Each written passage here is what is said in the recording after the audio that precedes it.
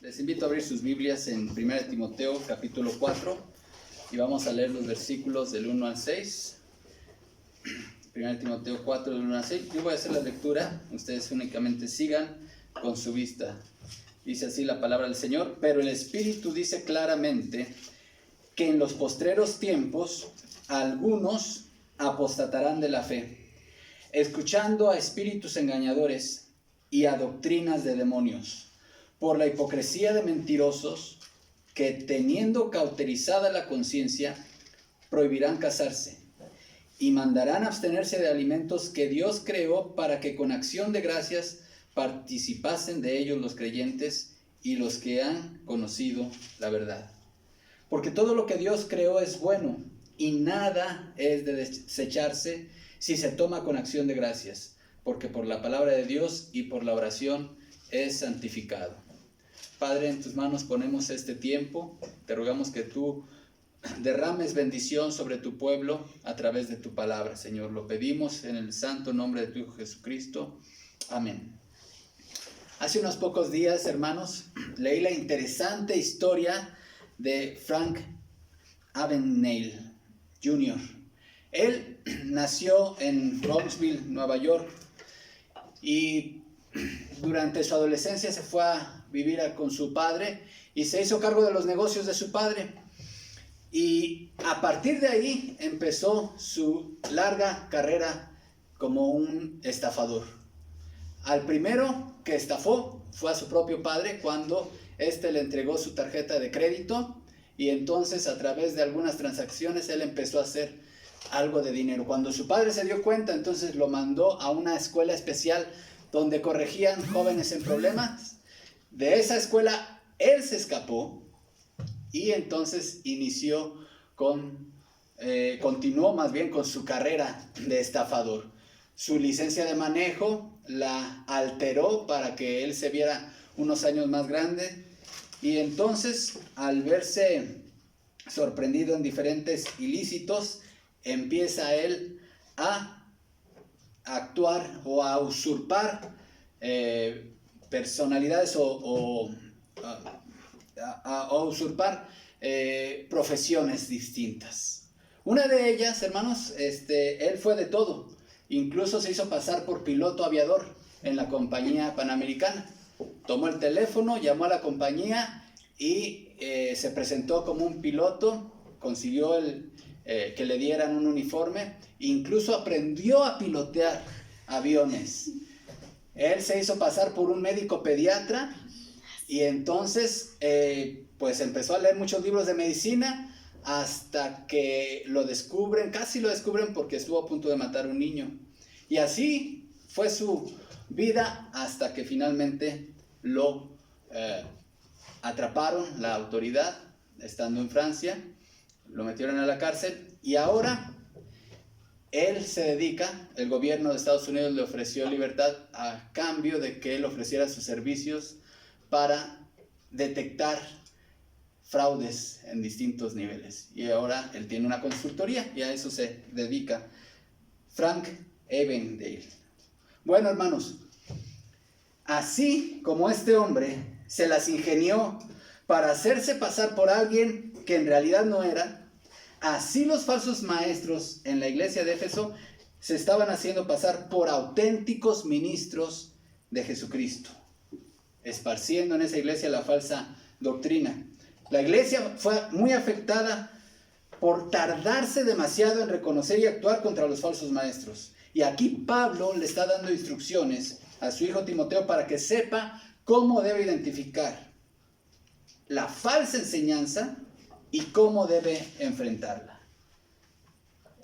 La idea principal de estos versículos que acabamos de leer, hermanos, tienen que ver con que Timoteo debería estar plenamente capacitado para entender cómo detectar la falsa enseñanza, entender su origen, quiénes son sus seguidores, quiénes son sus maestros y también su contenido.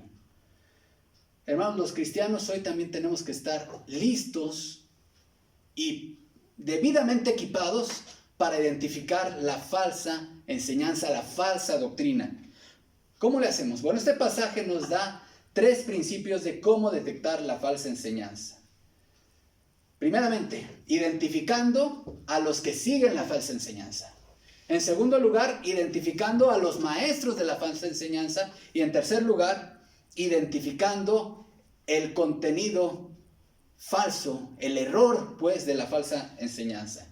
Pero también este pasaje, hermanos, además de hablarnos acerca de cómo detectar la falsa enseñanza, nos dice cómo debemos enfrentar la falsa enseñanza. Y básicamente son 2 puntos. Cómo enfrentarnos, cómo contrarrestar la falsa enseñanza una vez que ya la hemos identificado. Primeramente, con la sana doctrina. Y en segundo lugar, teniendo maestros debidamente capacitados y siendo verdaderos ministros de Jesucristo.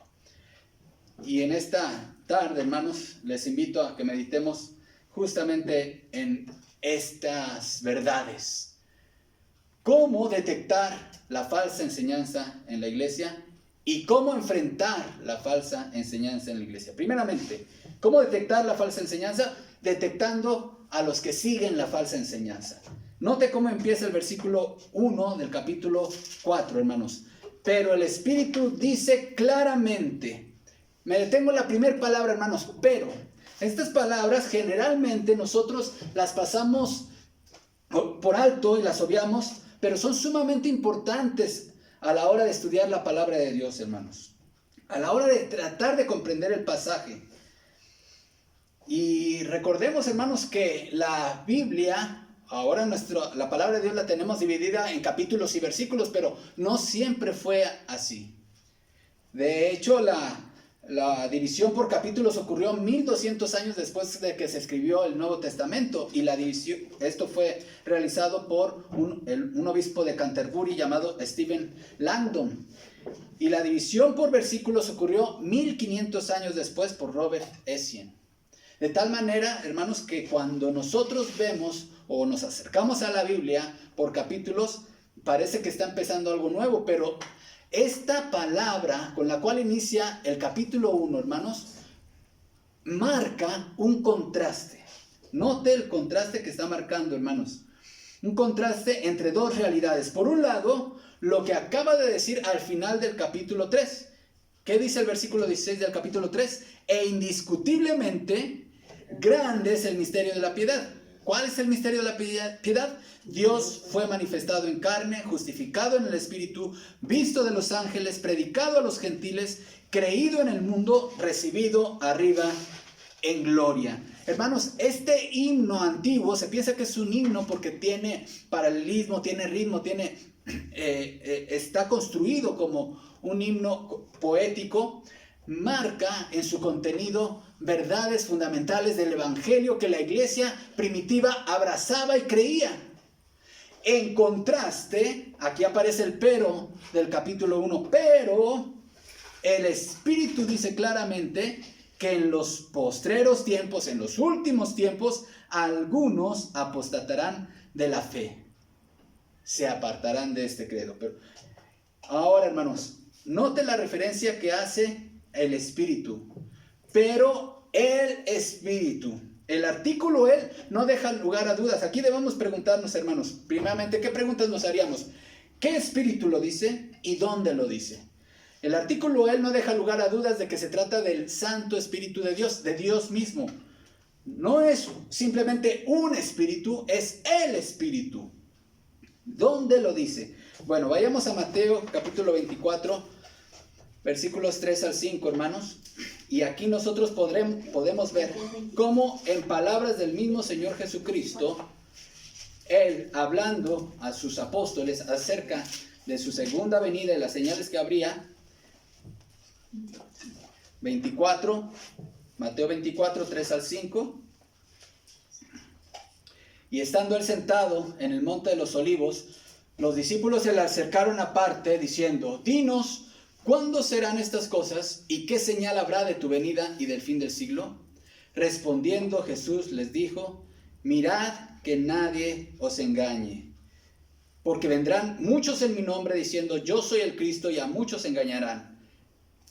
Note, hermanos, cuando los apóstoles, los discípulos del Señor, le preguntaron acerca de señales de su venida, Antes de hablar de guerras, de rumores de guerras y de otras señales, la primer señal que él menciona aquí, hermanos, es la proliferación del engaño y la proliferación de gente que seguirían en pos de ese engaño.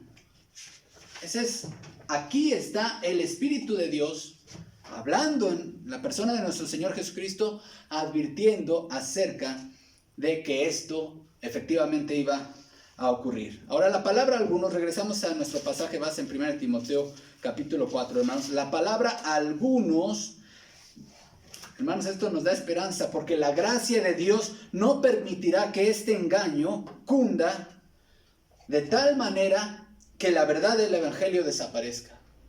Gracias a Dios solo serán algunos. Una palabra importante, hermanos, que resalta en este pasaje es la siguiente palabra: apostatarán. Apostatarán. Esta palabra, hermanos, es la palabra griega afistemi, que significa hacer partir, estar aparte, retirarse o ausentarse. Es decir, esta palabra afistemi o apostatar, hermanos, nos da la idea de una decisión de una persona de separarse o alejarse o marcharse voluntariamente, deliberadamente de una situación, de un lugar o de una posición en la cual se encontraba. Es decir, un apóstata es alguien, hermanos, aquí pongan mucha atención, un apóstata es alguien que en algún momento confesó creer en Jesucristo y en su evangelio, se involucró en la iglesia, incluso probablemente se bautizó, algunos incluso han llegado a ser maestros de Biblia y después de un tiempo se apartan de la verdadera fe. Ya sea que renuncien a Jesucristo o, como es el caso aquí, hermanos, de que se sigan considerando parte de la iglesia pero enseñando una doctrina diferente y contraria a las verdades de la fe. A las verdades, como le llama aquí, hermanos, en esta carta, el misterio de la fe, la piedad, la sana doctrina.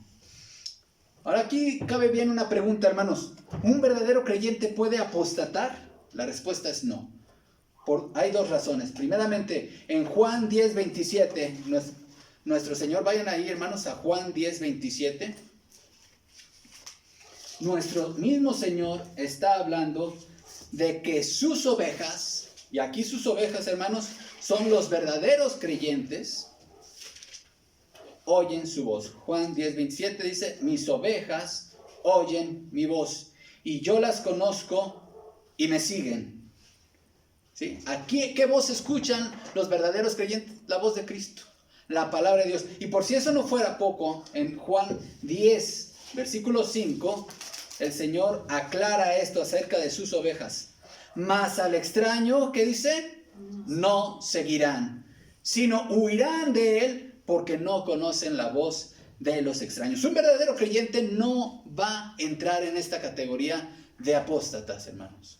Y eso debe darnos gozo a aquellos que amamos la palabra de Dios, a aquellos que amamos la sana doctrina, que nos aferramos a esas grandes verdades históricas de la fe cristiana. Pero también el Señor mismo, Dios mismo, dice que esto es imposible. Mateo 24:44, hermanos. En Mateo 24:44 estamos regresando a este pasaje donde el Señor anuncia su segunda venida y dice: porque se levantarán falsos cristos y falsos profetas y harán grandes señales y prodigios de tal manera que engañarán, ¿qué dice? Si fuere posible, aún a los escogidos. Lo cual, hermanos, está dejando claro que no es posible. Si fuese posible, es decir, van a ser las señales tan asombrosas, tan grandes, que si fuese posible que los escogidos fuesen engañados, irían también. Pero aquí está dejando claramente el Señor que esto es imposible. Un verdadero creyente en Jesucristo no apostata jamás.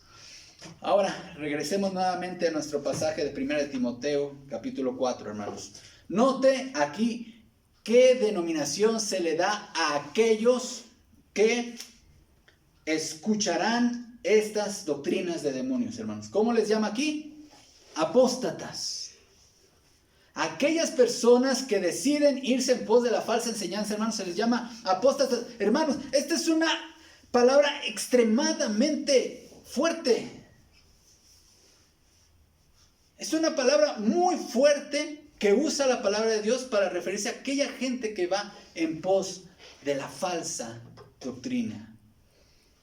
Ahora, ¿de qué se apartan, hermanos? Porque ya vimos que apostatar es separarse, marcharse. ¿Pero de qué se marchan? Aquí dice, apostatarán de la fe. Fe aquí, hermanos, es un uso de la palabra para referirse al cuerpo de doctrinas y de verdades fundamentales de la fe cristiana. De eso se apartan. Ya no querrán escuchar el evangelio verdadero, sino escuchar las enseñanzas de los demonios.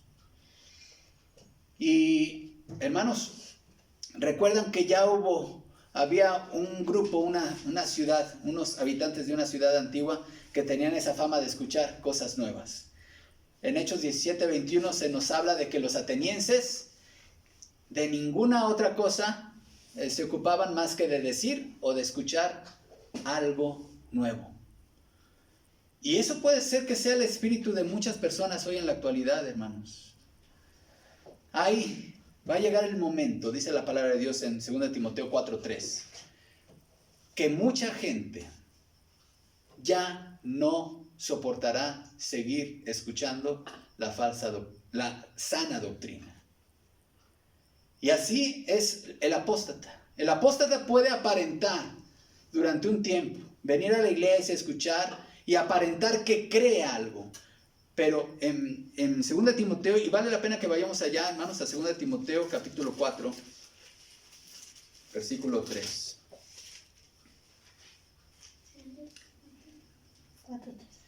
Porque vendrá tiempo cuando no sufrirán, no soportarán la sana doctrina, sino que teniendo comenzó de oír, se amontonarán maestros conforme a sus propias concupiscencias. Va a llegar el momento, hermanos, en donde escuchar las grandes verdades del evangelio a la gente, a esta gente apóstata, le va a resultar aburrido, pesado e irritante. Y entonces van a dejar a descubierto quién verdaderamente son. Pero los verdaderos creyentes, hermanos, los verdaderos creyentes en Cristo Jesús, nos identificamos con aquel bello himno, el himno 464 del himnario bautista, que tiene por título Grato es contar la historia. Grato es contar la historia del celestial favor, de Cristo y de su gloria, de Cristo y de su amor. Me agrada referirla, pues sé que es la verdad y nada satisface cual ella mi ansiedad. Dice el coro, cuán bella es esa historia. Mi tema de victoria es esta antigua historia de Cristo y de su amor. Grato es contar la historia que ayuda da al mortal. De glorias y portentos no reconoce igual. Me agrada referirla, pues me hace mucho bien. Por eso a ti deseo decírtela también. Nuevamente el coro, cuán bella es esa historia. Mi tema de victoria es esta antigua historia de Cristo y de su amor. Y el tercer verso del himno dice, grato es contar la historia. Note, qué antigua y sin vejez. Parece al repetirla más dulce cada vez. Me agrada referirla, pues hay quien nunca oyó que para hacerle salvo el buen Jesús murió.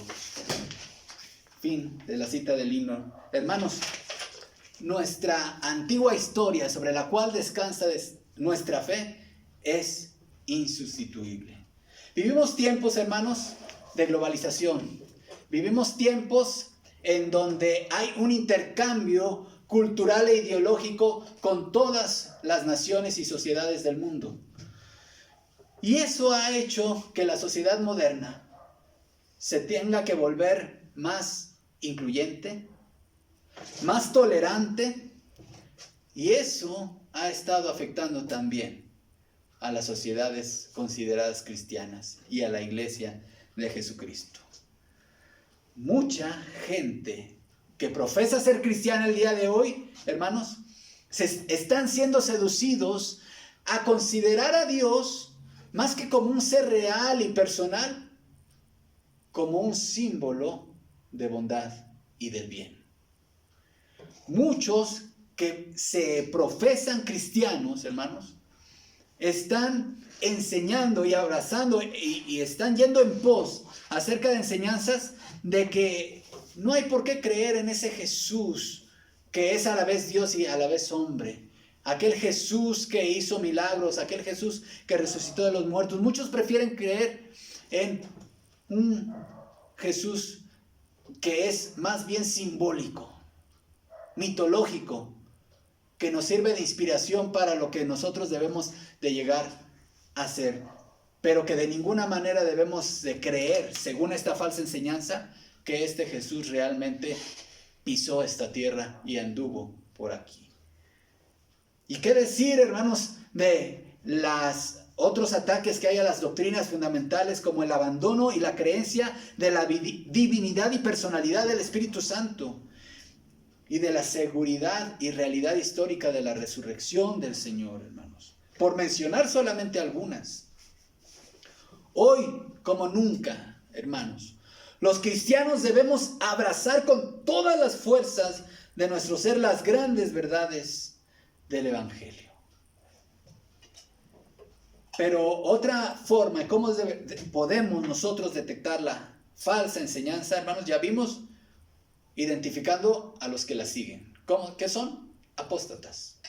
Aquellos que siguen la falsa enseñanza son apóstatas, no son verdaderos creyentes. Pero también, hermanos, para detectar la falsa enseñanza tenemos que identificar quiénes la están enseñando. ¿Quiénes son los maestros?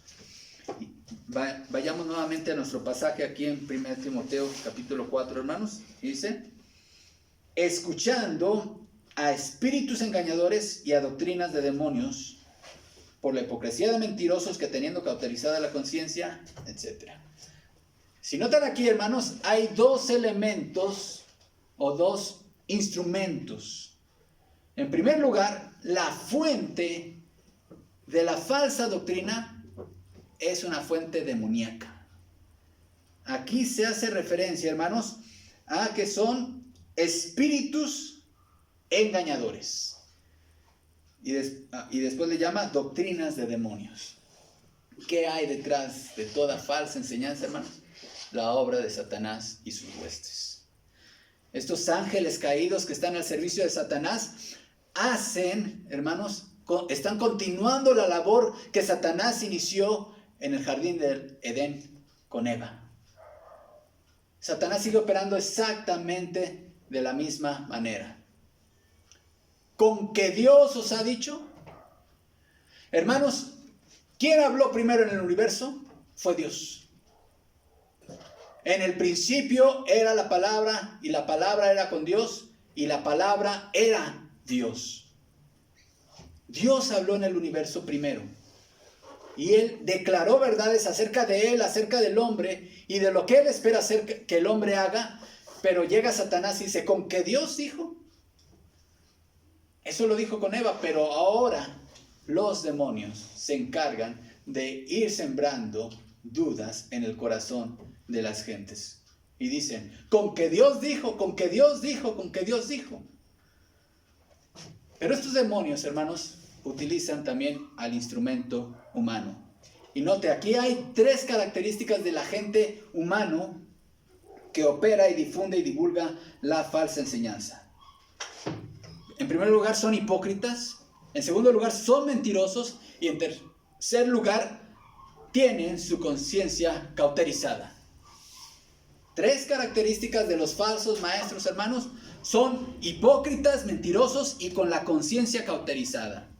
Esta palabra hipócrita, ustedes saben que se refiere a los actores en el teatro griego. Alguien que está representando un papel que no le corresponde, como en la ilustración que les mencioné al principio de este mensaje, hermanos.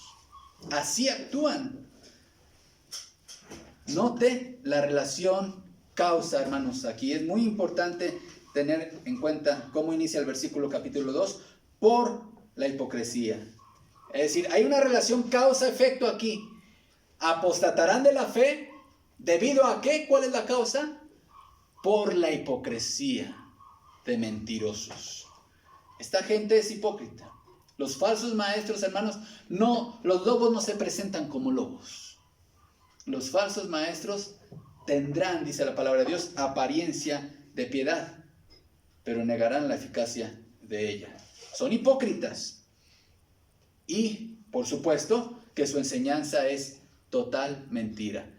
Pero vean cómo utiliza aquí la palabra teniendo cauterizada la conciencia. Ustedes saben que antes, y todavía en la actualidad, los ganaderos marcan con un hierro candente para decir que es de su propiedad, le ponen el sello al ganado. En la antigüedad esto se hacía también con los esclavos. Entonces esta referencia a la cauterización de la conciencia, hermanos, también nos habla probablemente de que estos hombres, o seguramente de que estos hombres tienen el sello de que son propiedad de Satanás. Pero también nos habla, hermanos, de que han perdido toda sensibilidad. Ellos saben que están sirviendo al diablo, ellos saben que están enseñando algo diferente a la palabra de Dios y aún así siguen engañando a la gente. Saben que su enseñanza está arrastrando al infierno a muchas personas y aún así continúan con su labor demoníaca. Hay también una referencia, leí apenas no hace mucho, hermanos, en el portal de internet llamado The Conversation, acerca de lo que se proyecta, en lo cual Europa, el continente europeo, se puede convertir en las próximas décadas. Y es que Europa, algunos analistas del fenómeno sociológico y religioso, consideran que Europa puede convertirse en un continente musulmán, en la región quizá más musulmana del mundo. Y tocando a colación la publicación de un libro de un escritor llamado Michael Houellebecq, en donde es una novela donde revela a la Francia, ambientada en la Francia del año 2022, en donde Francia es el centro mundial del Islam y Europa es totalmente europea. Y hablando de esto, hermanos, menciona este portal, y cito: el tema no era nuevo, pero alimentó el temor de que su profecía pudiera hacerse realidad. Una simple ojeada a los titulares de algunos periódicos nos permite comprobar el alcance de ese miedo. Frases como Europa será musulmana en 3 décadas si nadie lo para, o a Europa no le faltan muchas generaciones para convertirse en un continente con un porcentaje muy alto de población musulmana, quizá hasta llegar al 51%. Entre los años 2010 y 2030 el crecimiento será superior a la media mundial, pasando de 1.600 millones en 2010 a 2.200 millones en 2030. Esto significa añadir un 3% más de musulmanes en el conjunto del planeta, que pasarían a representar algo más de una cuarta parte, 26.4% de los habitantes del mundo. Fin de la cita.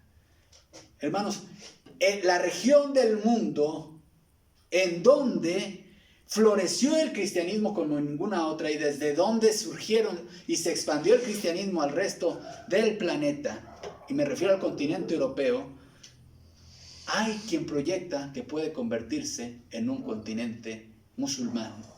¿Cómo puede explicarse esto? La respuesta está en 1 Timoteo 4:1. Es una obra demoníaca. Es una obra demoníaca, hermanos. 1 Timoteo 4:1 afirma que algunos apostatarán de la fe. Como ya dijimos, estos no son cristianos auténticos. Detrás, hermanos, escuche bien, detrás de cada falso maestro en la actualidad está la operación demoníaca. Hermano, ¿los escuchas? ¿Ves sus programas en la televisión? ¿Los sigues en las redes sociales? ¿Vas a sus conferencias cuando vienen a la ciudad? Si la respuesta es sí, hermano, cuidado, porque podría ser un apóstata. Ahora, para no dejar lugar a dudas aquí en este mensaje, hermanos, permítanme dejarles una lista de movimientos que de ninguna manera los cristianos auténticos deberíamos seguir. En primer lugar, desde luego el romanismo, catolicismo romano, que enseña una salvación por méritos y un sistema de liturgias que se apartan totalmente de la verdad de Dios y que tiene a un hombre como representante de Cristo. Los testigos de Jehová, que niegan la divinidad de Cristo, es uno de los movimientos más blasfemos que puede haber en el mundo, y niegan la doctrina de la Trinidad. entre otras falsas doctrinas, también tienen los testigos de Jehová esta aberración de negar la resurrección corporal, real, material de nuestro Señor Jesucristo. Por lo menos, por supuesto que con todo esto podemos saber que ellos están totalmente perdidos por muy buenas personas que aparenten ser en la sociedad. El mormonismo, los adventistas del séptimo día, la luz del mundo, pare de sufrir, la iglesia apostólica del Señor Jesucristo, que es una rama que salió de la Pentecostés, pero se volvió un movimiento unitario. No son cristianos, ningún movimiento unitario es cristiano. Todas las iglesias o congregaciones o movimientos de la prosperidad. Y finalmente, hermanos, cualquier iglesia o denominación, aunque tenga el nombre de alguna denominación histórica, que haya abrazado el liberalismo. Es decir, que ya no crea en la inspiración bíblica, que ya no crea en la autoridad de la Biblia, que niegue la existencia personal de Dios, que niegue los milagros de la Biblia y la historicidad de Jesús. No importa, hermanos, porque ahora existen iglesias bautistas liberales e iglesias bautistas ortodoxas, iglesias metodistas liberales e iglesias metodistas ortodoxas, iglesias presbiterianas liberales e iglesias presbiterianas ortodoxas. No importa el título, pero si enseñan y ponen en duda estas verdades históricas, hermanos, no debemos nosotros de seguir. Entonces ya hemos visto hasta ahorita dos maneras de detectar la falsa enseñanza: detectando o identificando a sus seguidores e identificando a sus maestros, pero también identificando su error, hermanos. Y aquí el apóstol Pablo dice en el versículo 3, ¿qué enseñaban estos falsos profetas? Prohibirán casarse y mandarán abstenerse de alimentos que Dios creó. Estas prohibiciones, hermanos, corresponden al ascetismo judío que habían estado diseminando los esenios desde el siglo II antes de Cristo. Este movimiento, como todos los movimientos de obras, hermanos, enseñaban que el abstenerse del placer, de ciertos placeres, podían hacer que una persona tuviera una correcta relación con Dios. Era un sistema de salvación por obras. De ahí, hermanos, que esta herejía estaba tratando de infiltrarse en la iglesia. Es una falsa enseñanza, hermanos, esta prohibición del matrimonio. ¿Por qué? Porque el matrimonio es una institución divina. En Génesis 2:18, hermanos, el Señor estableció el matrimonio. Por tanto, dejará el hombre a su padre y a su madre y se unirá a su mujer y serán los dos una sola carne. Y en Mateo 19:6 dice que ¿quién unió a los que están casados? Dios. Lo que Dios unió, no lo separe el hombre, hermanos. En cuanto a los alimentos, en Marcos 7:19 se declara, y Cristo declara limpios todos los alimentos, hermanos. Quiero compartir lo que dijo uno de los padres del cristianismo, Ireneo, quien vivió hacia finales del siglo II. Dice que ciertos seguidores de Saturnino declaraban que el matrimonio y la procreación procedían de Satanás. Muchos semejantemente se abstienen de la comida animal y desvían a multitudes con una fingida temperancia, es decir, abstinencia de esta clase. Fin de la cita. Esto está en Ireneo contra los herejes. Ahí estaba, hermanos, cómo llegaba o intentaba infiltrarse esta enseñanza de que el matrimonio era malo y de que había que abstenerse de ciertos alimentos. Por cierto, yo les he compartido en algunas ocasiones el caso de mi abuela, que no comía higos porque decía que el Señor había maldecido la higuera. Hermanos, el no comer no nos hace más santos. El abstenernos de ciertas comidas no nos hace más santos. No lo que entra en la boca contamina al hombre, sino lo que sale de la boca. Mejor cuidemos lo que hablamos, más que cuidar lo que no debemos de comer. Hermanos, la intimidad sexual dentro del matrimonio es algo sagrado. Y de hecho hay mandamientos de que nada, excepto un mutuo acuerdo entre cónyuges de carácter temporal, por motivos de intensificar la oración, por alguna situación de extrema emergencia, y esto lo dice 1 Corintios 7:5, sería lo único por lo cual una pareja legalmente casada ante Dios no debería tener intimidad. Y de hecho nosotros podemos glorificar a Dios como personas casadas con esto, hermanos. El ascetismo evangélico del siglo XXI todavía tiene rasgos de esta falsa enseñanza, hermanos. Hay alimentos de los cuales prefieres abstenerte para no pecar contra Dios. Entonces, hermanos, no hay ya nada que nos contamine, que podamos comer, que nos contamine, como lo vamos a ver en el siguiente punto. Hemos visto los 3 aspectos de cómo identificar la falsa enseñanza, hermanos, pero ahora veremos cómo enfrentar la falsa enseñanza. ¿Cuál es el antídoto contra la falsa enseñanza, hermanos?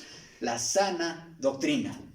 ¿Cuál es el antídoto contra la falsa enseñanza? La sana doctrina, hermanos. Note lo que dice aquí. Porque todo, y aquí empiezan, hay 2 porqués. El porqué del versículo 4 y el porqué del versículo 5, hermanos. Aquí Pablo está mandando 2 misiles poderosos para neutralizar, para acabar definitivamente con la falsa enseñanza. Dice, porque todo lo que Dios creó es bueno y nada es de desecharse.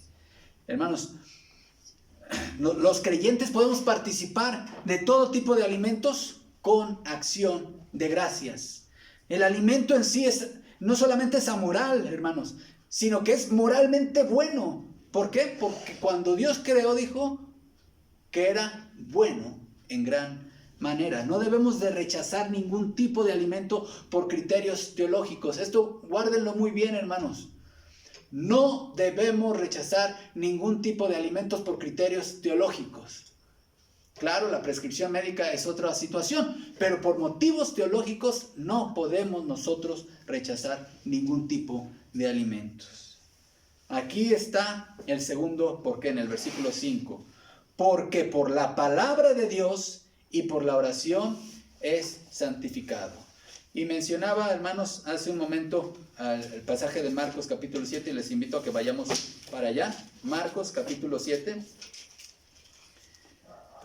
Lo leo rápidamente. Se juntaron a Jesús los fariseos y algunos de los escribas que habían venido de Jerusalén, los cuales, viendo a algunos de los discípulos de Jesús comer pan con manos inmundas, esto es, no lavadas, los condenaban. Porque los fariseos y todos los judíos, aferrándose a la tradición de los ancianos, si muchas veces no se lavan las manos, no comen. Y volviendo a la plaza, si no se lavan, no comen. Y otras muchas cosas hay que tomaron para guardar, como los lavamientos de los vasos de beber, de los jarros y de los utensilios de metal y de los lechos. Le preguntaron pues los fariseos y los escribas: ¿por qué tus discípulos no andan conforme a la tradición de los ancianos, sino que comen pan con manos inmundas? Respondiendo él, dijo: hipócritas, bien profetizó de vosotros Isaías, como está escrito: este pueblo de labios me honra, mas su corazón está lejos de mí. Pues en vano me honran, enseñando como doctrinas mandamientos de hombres.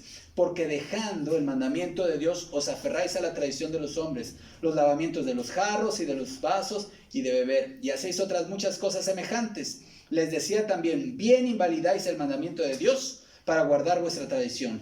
Porque Moisés dijo: honra a tu padre y a tu madre, y el que maldiga al padre o a la madre muera irremisiblemente.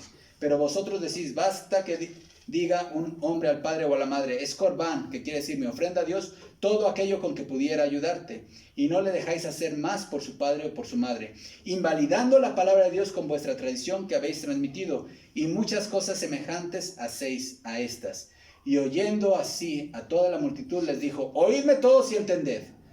Nada hay fuera del hombre que entre en él que le pueda contaminar, pero lo que sale de él, eso lo que contamina al hombre. Si alguno tiene oídos para oír, oiga. Cuando se alejó de la multitud y entró en casa, le preguntaron sus discípulos sobre la parábola. Él les dijo: ¿también vosotros estáis sin entendimiento? ¿No entendéis que todo lo que fuera entra en el hombre no lo puede contaminar? Porque no entra en su corazón, sino en el vientre, y sale a la letrina. Note la aclaración, la nota que deja Marcos en su evangelio.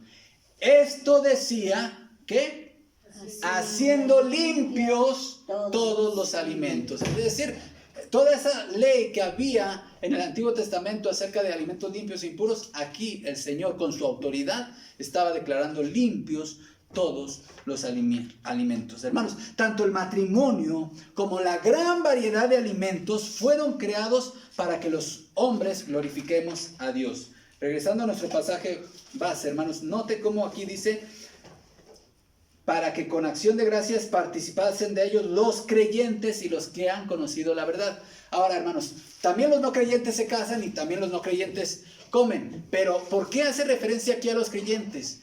Porque solo los creyentes se casan para la gloria de Dios y solo los creyentes comemos para la gloria de Dios. Por eso, en eso es glorificado el Hijo de Dios. Como ya dijimos, la intimidad sexual entre esposos es sagrada y en ello Dios es glorificado. Dice 1 Corintios 10:31, si pues coméis o bebéis o hacéis otra cosa, hacedlo todo para la gloria de Dios. De hecho, hermanos, el ascetismo y el legalismo, como ya leímos en Marcos, está íntimamente ligado con el fariseísmo. Y hay mucho legalismo en nuestra actualidad, en nuestro medio también. Entonces, ¿qué hacer, hermanos, con la falsa enseñanza una vez que ya la hemos identificado? Contrarrestarla con sana doctrina. Pero la otra, hermanos, la otra actitud con la cual debemos enfrentar a la falsa enseñanza es con agentes, con buenos ministros de Jesucristo. Note cómo termina el versículo 6. Si esto enseñas a los hermanos, serás buen ministro de Jesucristo, nutrido con las palabras de la fe y de la buena doctrina que has seguido. El sí aquí es condicional, hermanos. Si esto enseñas a los hermanos, es decir, el éxito del ministerio de Timoteo no radicaba en la aceptación de su audiencia, ni siquiera en los resultados. Su éxito radicaba en lo que Timoteo enseñara. A diferencia de los falsos maestros que basaban su éxito en el ingreso económico, en el número de seguidores, etc., aquí el éxito del ministerio de Timoteo estaba en apegarse a la enseñanza de la palabra de Dios. Vea cómo termina: nutrido con las palabras de fe y de la buena doctrina que ha seguido. Hermanos, la sana enseñanza, la buena doctrina, es para nuestra nutrición espiritual y para tener un estilo de vida agradable a Dios. Esta palabra nutrido, hermanos, en nuestro tiempo nosotros podemos hacer una referencia y tener muy claro por qué se habla mucho de que hay gente que se alimenta pero no se nutre, o come pero no se nutre. Y así como pasa en la vida material con el alimento material, pasa también con lo espiritual. Hay chatarra, comida chatarra, que no nutre espiritualmente, y mucha gente está alimentándose de chatarra cada domingo. Un buen maestro bíblico es alguien que goza de buena salud espiritual. La palabra debe tener ese efecto en nuestras vidas, hermanos. Ahora, concluyo, hermano. Serás buen ministro de Jesucristo, no por tu elocuencia, no por la aceptación de tu audiencia, no por los títulos colgados en tu oficina, ni por el tamaño de tu iglesia o por el número de ministerios que abarquen. Y podríamos añadir ahora, ni por el número de seguidores en Facebook, en Instagram o en YouTube, ni tampoco por tus ingresos económicos. Serás buen ministro de Jesucristo si estás nutrido con la palabra de Dios y si sigues la verdad, es decir, tu estilo de vida, caminas en la verdad, tu estilo de vida es en apego a la verdad. Hermanos, es importante, necesario, urgente saber detectar la falsa enseñanza. ¿Cómo? Reconociendo quiénes la siguen, reconociendo quiénes la enseñan y reconociendo su error.